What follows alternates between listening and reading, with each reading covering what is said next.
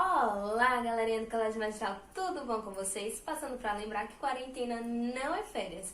Para isso, deixamos atividades para vocês na plataforma digital. Então, vamos revisar o módulo 1, começando com conjuntos numéricos.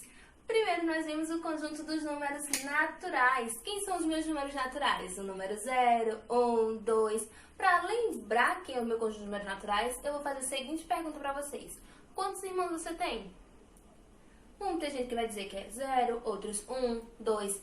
Percebam que vocês responderam naturalmente 0, 1, 2. Então, esse é o conjunto dos números naturais. Depois, nós vimos o conjunto dos números inteiros. Quem são os meus números inteiros? Menos 2, menos 1, 0, 1, 2. Percebam que os números naturais estão dentro dos números inteiros. Estão dizendo que os números naturais estão contidos nos números inteiros. Depois, nós vimos os números racionais. Quem são os meus números racionais? Todo número que podemos escrever na forma de fração. Por exemplo, 3 sobre 10, 5 sobre 10. Percebam que os números naturais, que está contido nos números inteiros, está contido nos números racionais. Então, por exemplo, o número 5, que é um número natural, é também um número racional. E podemos escrever o número 5 na forma de fração. Por exemplo, 5 sobre 1, 10 sobre 2. Os números irracionais, que vimos eles isoladamente, é todo número que não podemos escrever na forma de fração. Por exemplo, que são o caso das raízes inexatas. Por exemplo, raiz de 5, raiz de 2. E depois, por fim, nós vimos os números reais, que são todos os números que pertencem aos meus outros conjuntos. Percebam que os números naturais, que estão contidos nos números inteiros, que estão contidos nos números racionais, são números reais, e os números irracionais também são números reais. Então, todos os números que nós vimos são reais. O conjunto dos números naturais é representado pela letra N. Lembrando que todo conjunto é representado por letra maiúscula. Nós temos aqui o conjunto de números naturais representado entre chaves. Então, 0, 1, 2, até infinito. Essa reticências aqui quer dizer que vai para mais infinito.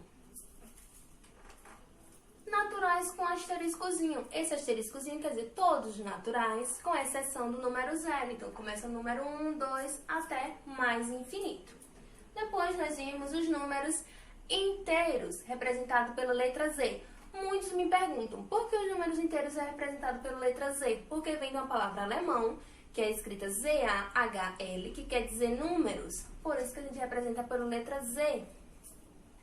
Os números inteiros, essa reticênciazinha quer dizer que vem de menos infinito. Então, menos 2, menos 1, 0, 1, 2, até mais infinito.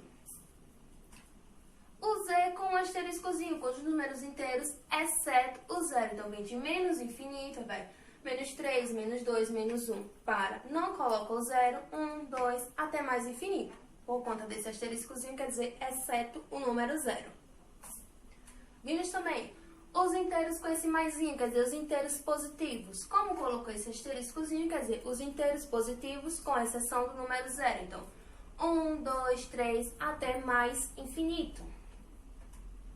Depois vimos também os inteiros com esse menuzinho, quer dizer, os inteiros negativos. Então, vem de menos infinito e para aqui em menos 1, porque ele só quer os inteiros negativos. Os números racionais, representado pela letra Q. Também me perguntam por que os números racionais é representado pela letra Q. Porque vem da palavra em inglês quociente, que começa com a letra Q. Conjunto de números racionais é x, tal que x é igual a sobre b, onde a pertence aos inteiros e b também pertence aos inteiros, com exceção do número 0. Por quê? Porque não podemos ter 0 no meu denominador. Exemplo: 25 sobre 10, raiz de 0,81. Mas fazer raiz de 0,81 é um número racional? Sim, basta colocarmos na forma de fração, que vai ficar 81, raiz de 81 sobre raiz de 100. Quem é raiz de 81? 9. Quem é raiz de 100? 10. Então, 9 sobre 10. Outras formas de a gente representar na forma decimal. Então, 25 sobre 10 é igual a 0,25. Também uma forma de a gente representar o número racional. Raiz de 0,81, 0,9 e 0,3333. Percebam que o número 3, ele se repete infinitamente, quer dizer, essas reticências, quer dizer que é uma dízima periódica, onde o meu número 3 a gente chama de período, que é o número que se repete. Vimos fração geratriz na dízima periódica simples, por exemplo, 0,55, colocar na forma de fração. Então, percebam, quem é o meu período? O número que se repete? 5. Então, eu coloco ele no meu numerador. Para cada número do meu período, eu coloco um 9. Como aqui eu só tenho um número que se repete, que é o número 5, então fica 5 sobre 9. No meu exemplo B, eu tenho 0,4545 reticências. Quem é o meu período? O número 45. Então, quantos números eu tenho no meu período? 2, o 4 e o 5. Então, eu coloco 2, 9. 45 sobre 99. Se vocês pegarem a calculadora de vocês e dividirem 45 por 99, vão encontrar 0,45. 45. Por fim, vimos os números irracionais, representados pela letra I, que são o caso das minhas raízes inexatas, raiz de 2. Percebam que aqui, ó, ele não segue, não tem um período. O número não se repete, não tem uma ordem, então por isso que ele é irracional. O número π também, ó. E aqui esse outro exemplo que eu trouxe para vocês. Então, esses são os números irracionais. Por fim, vimos os números reais, representados pela letra R, que são todos os números que estudamos. Vimos também o conjunto vazio. O conjunto vazio é aquele que não possui elemento. E ele é representado pelo zero cortado ou entre chaves. E dentro das chaves a gente não coloca nada, é o meu conjunto vazio. Vimos também o conjunto unitário, que é aquele conjunto que possui apenas um elemento. Por exemplo, esse conjunto aqui, que possui apenas um elemento, o elemento 3. Esse conjunto aqui, quer dizer, o conjunto unitário, e dentro do meu conjunto unitário eu tenho o conjunto vazio. Relação, nós vimos a relação de pertinência, que é usada de elemento para conjunto, que nós utilizamos o símbolo pertence ou não pertence, sempre que for de elemento para conjunto. Por exemplo, meu conjunto A, 0 e 1, eu digo que 1 pertence a A, porque 1 está aqui dentro do meu conjunto A, então ele pertence a A, de elemento para conjunto. E eu digo que o meu número 2, ele não pertence a A, porque o número 2 não está aqui dentro. Então, de elemento para conjunto, a gente usa pertence ou não pertence, a minha relação de pertinência. E a minha relação de inclusão, que é de conjunto para conjunto. Por exemplo, a gente usa o está contido ou não está contido. Exemplo, meu conjunto A igual a 0 e 1, meu conjunto B 1 e meu conjunto C igual a 2. Então, posso dizer que o meu conjunto B ele está contido em A, então B está dentro de A.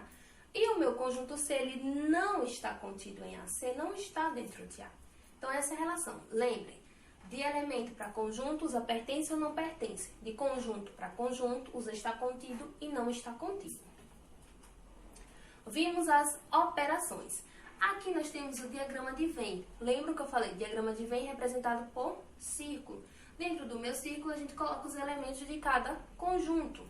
Então, aqui eu tenho esse fiozinho de cabeça para baixo, quer dizer interseção. Então, A interseção B, ou seja, o que tem em A e também tem em B. Ele fica aqui, ó, nesse meio, o que tem em comum, que tem em A e também tem em B.